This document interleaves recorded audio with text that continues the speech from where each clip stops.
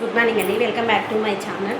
Last week అయితే మార్కెట్కి వెళ్ళలేదన్నమాట. కూరగాయలు ఒకటో రెండో ఉండే, తర్వాత అసలు ఏం వెజిటేబుల్స్ తినాలనిపించలేదు. ఇంట్లో మన తోటలో వచ్చిన వెజిటేబుల్స్తో మాత్రమే వంట చేసుకుందామనే ఉద్దేశంతో కూరగాయలకైతే ఏం వెళ్ళలేదు. కొత్తిమీర మెంతి కూర తెచ్చుకుందాం అనుకున్నాను, దానికోసం కూడా వెళ్ళలేదు అనమాట. అయితే ఈ వారం మేము మార్కెట్కి వెళ్ళి 900 రూపీస్ అయిందనమాట. మార్కెట్కి ఏమేమి తీసుకొచ్చాను ఏంటి అనేది చూపిస్తాను వచ్చేసింది.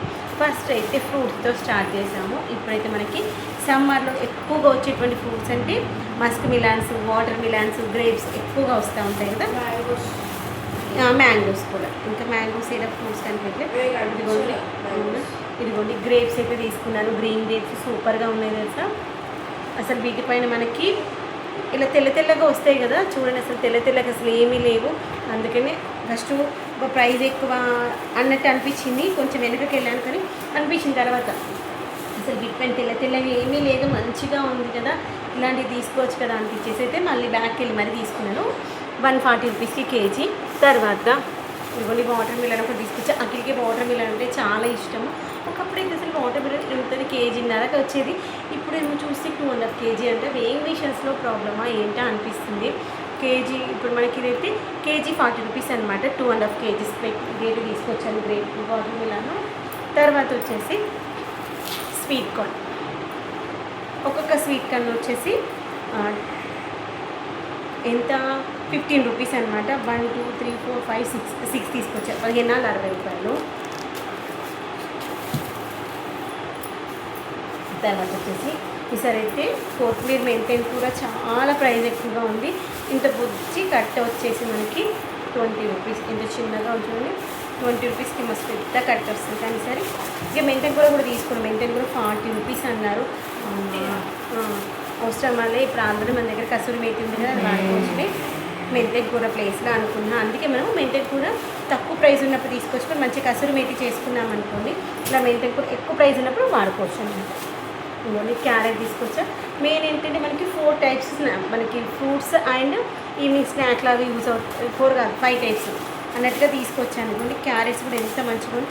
నాకు ఈ యొక్క ఆరెంజ్ షేడ్లో ఉన్నటువంటి క్యారెట్స్ ఇష్టం అనమాట. ఇవైతే మనకి ఇలా చూసే ట్రాన్స్పరెంట్గా అనిపిస్తాయి. ఇలాంటి క్యారెట్స్ మంచి స్వీట్గా ఉంటాయన్నమాట. ఇవి ఒక కేజీ తీసుకొచ్చా. కేజీ వచ్చేసి 60 రూపీస్. బుజ్జిగా ఉన్నాయి, మంచిగా ఉన్నాయి.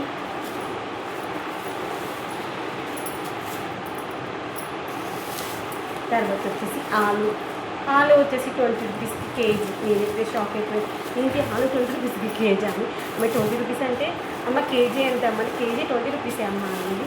ఇదిగోండి పచ్చిమిర్చి వచ్చేసి 50 రూపీస్కి హాఫ్ కేజీ. ఇది మునక్కాడలు మిగిలిపోయింది, రేట్ ఎక్కువ అయిపోయింది కదా.